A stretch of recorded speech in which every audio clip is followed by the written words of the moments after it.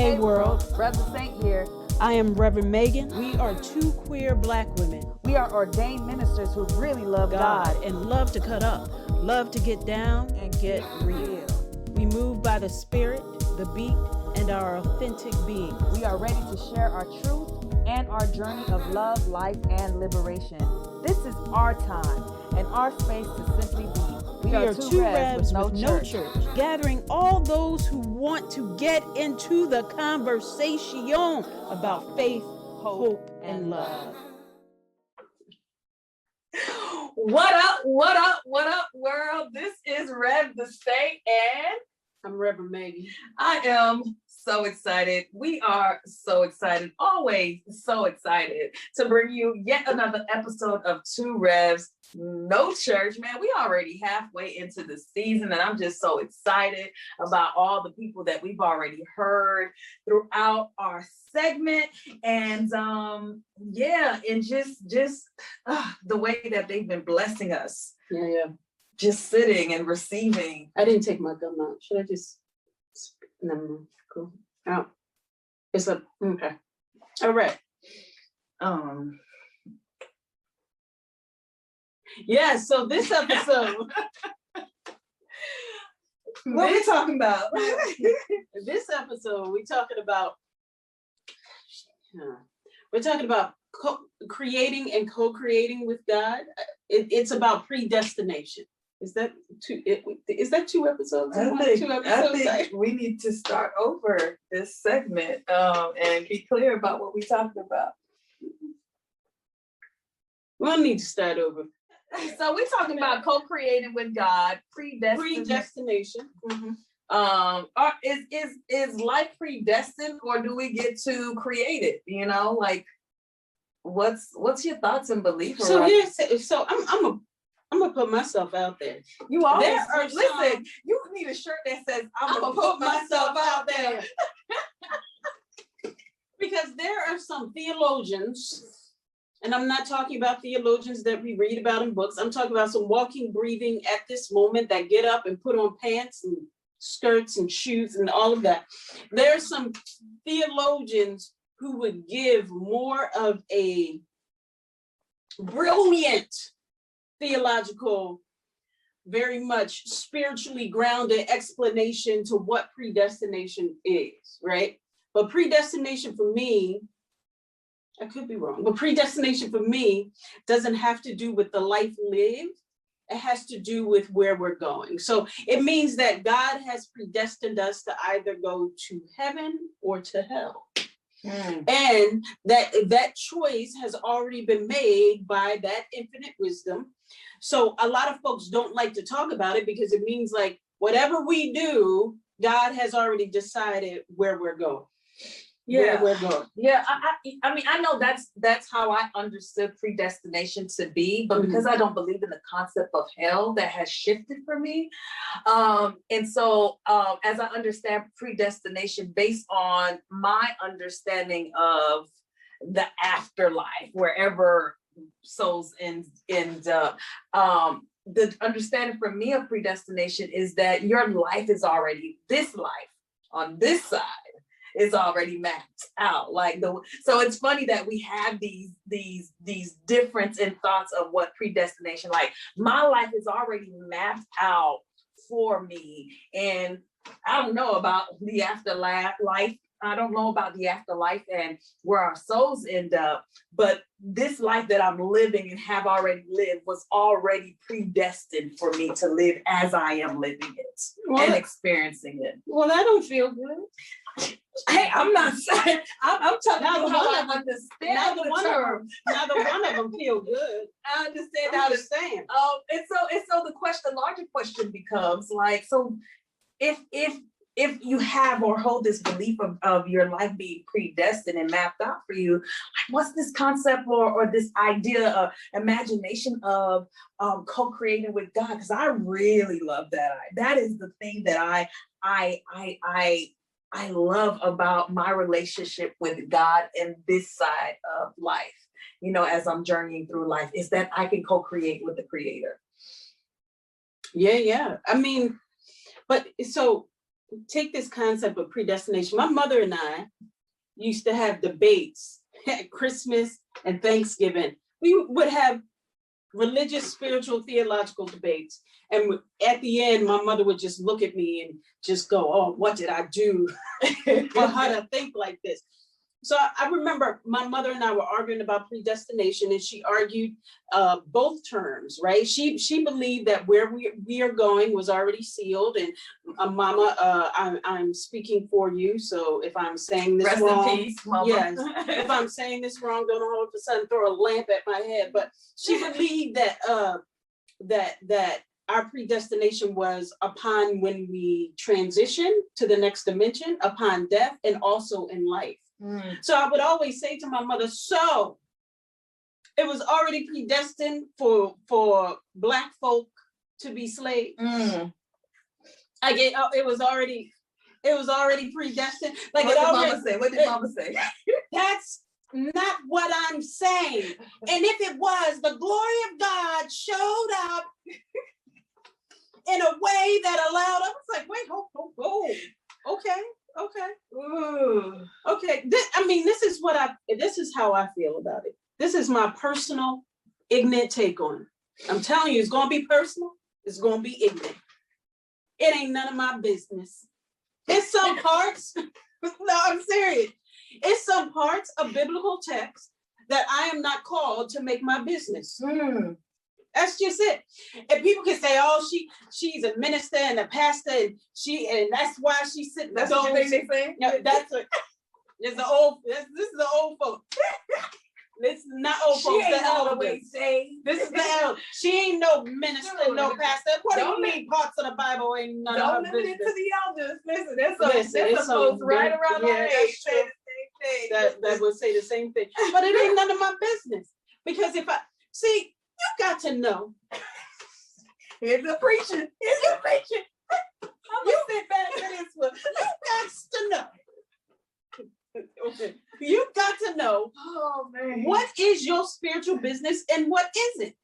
Because if you make something your spiritual business, that will then have you spiritually confused, abused, and battered by who that thing calls forth God to be in your life, then why would you make that your business? So predestination to me tells me that God is like a monarch, that God is that God is like, so let me hurry up, that God is like a monarch, that God is not mindful of the details that I'm trying to figure out in my own life, that God doesn't care that I'm sitting in this space and sitting in this being and trying my best, that God doesn't care, isn't compassionate and caring at all. And that ain't none of my business for anybody or any part of biblical text that offers that image of God. It ain't none of my business. Still in my seat. Go ahead.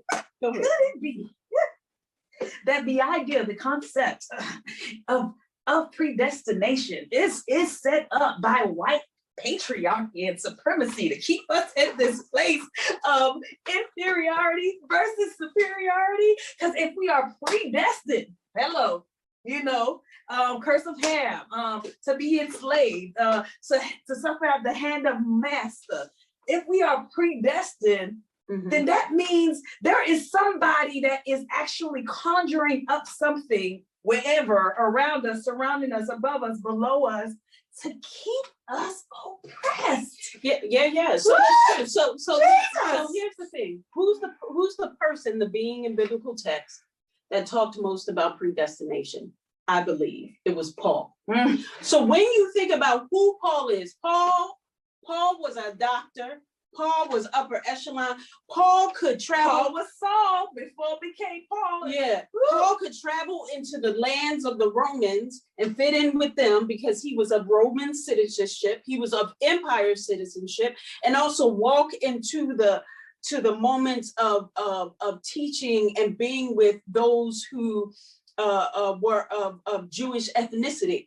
So the thing Paul is, had access. Yeah, that's what you're saying. So Paul fits what you just said. Yes. So for Paul sitting somewhere going, Well, if that's true, that God is all about predestination and grace is already ordained for a reserved amount of people, Paul has already put himself in the small amount of people who are receiving grace. Because how could Paul not get it?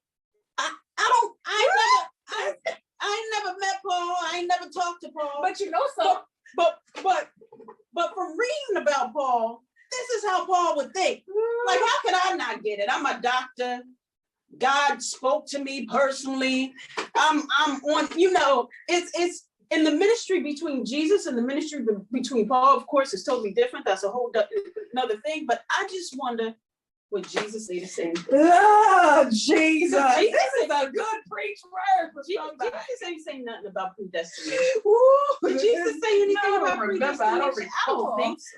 Listen, Paul had to conjure up this narrative around predestination because he knew who he was before then. And so had to make sense of his own narrative so that he can be seen in the light of God. But little did Paul know, my God, on today, that nothing can separate you. That nothing can separate you from the love of God. Thank you, Jesus. Thank you, Jesus.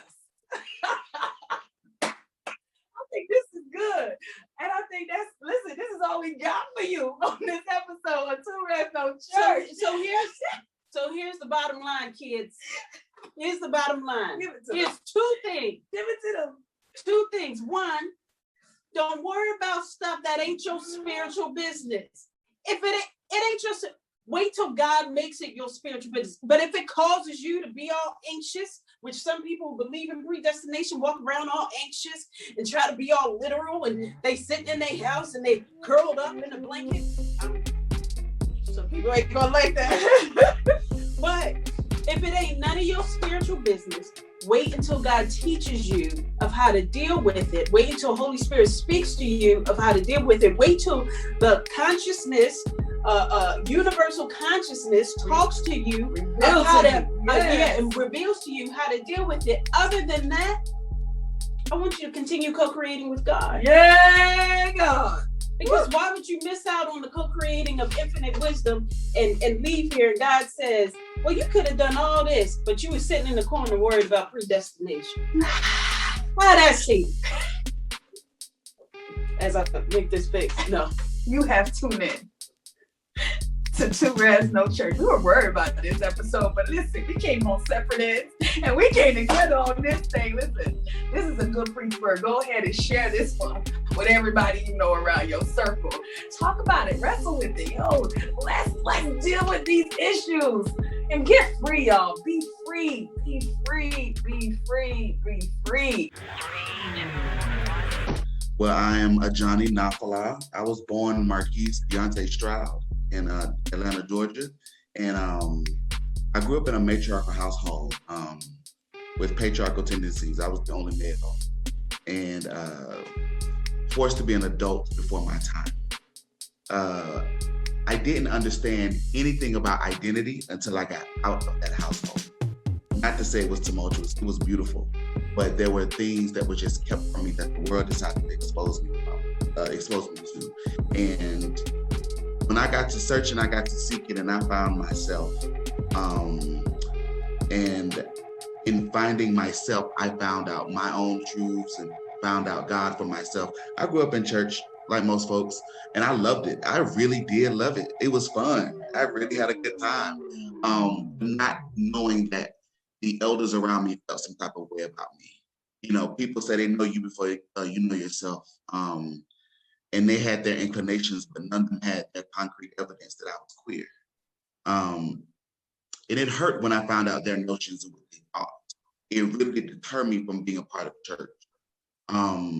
But I had to realize that I am a drop and we are an ocean.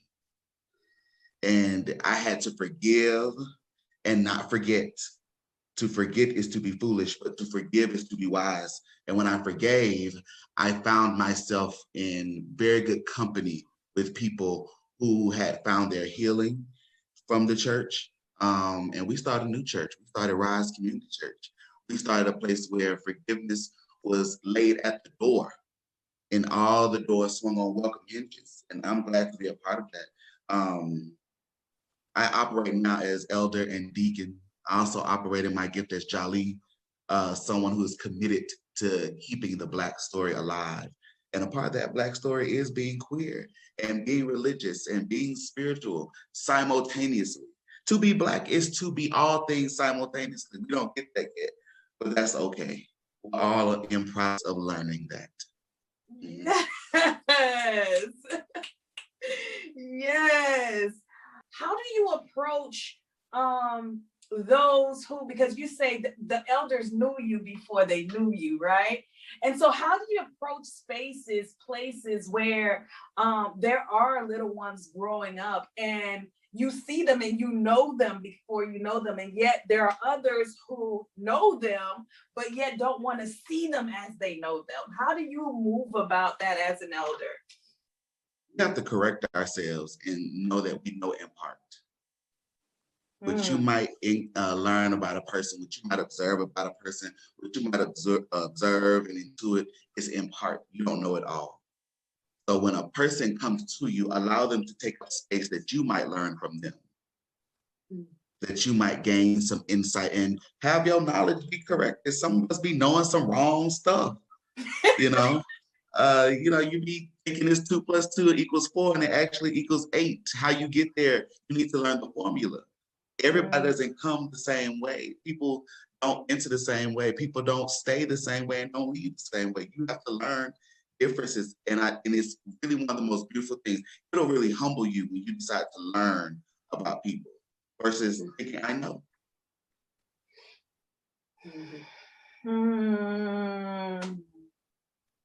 Ooh, I feel like I can ask so much, but I want to be mindful of the time. And we come from a place of pure discipline. There's freedom on the flow, right? But there's still discipline in that, right? Shout out to our Umi, Dr. Maisha Handy. I got to shout her out. She ordained me. She raised me up into knowing myself to the fullness thereof. So can you go ahead and just share a piece with us, Ajani? Any piece you feel led to share? Be glad to. This is called Run On and See What the End is going to be. Flowers and bees seem to need no instruction to do what they are called to do. The trees and the bush seem to have clarity on their place in the world. The wind and the rain know when to fall and blow. But you walk around oblivious, seeming to know nothing at all. Yes, some of us were monarchs and indigenous seekers. Many of you were gifted beyond measure. Yes, our knowledge was accosted, our bodies arrested, our mother raped, taken from what was our homegrown glory and shipped over the river Styx into Hades, and our only instruction was to survive. But now you're comfortable. You look like, eat like, spin like, work like, sex like, walk like, talk like your captors. Your fervor for the Ancient of Days has waned, and your trust of the enemy and his empire has increased.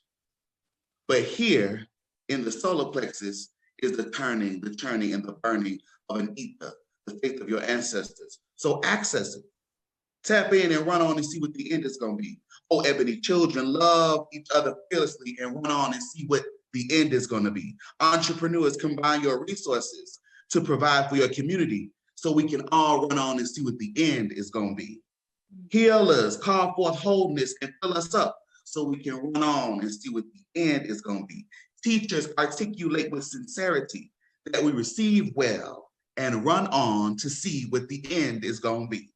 You seers, sages, and saints, see what you can see, say what you can't say, make us look at what we choose not to see and make us say what needs to be said, not to hold us back, not to discourage us or to hurt us, so we can just run on and see what the end is going to be.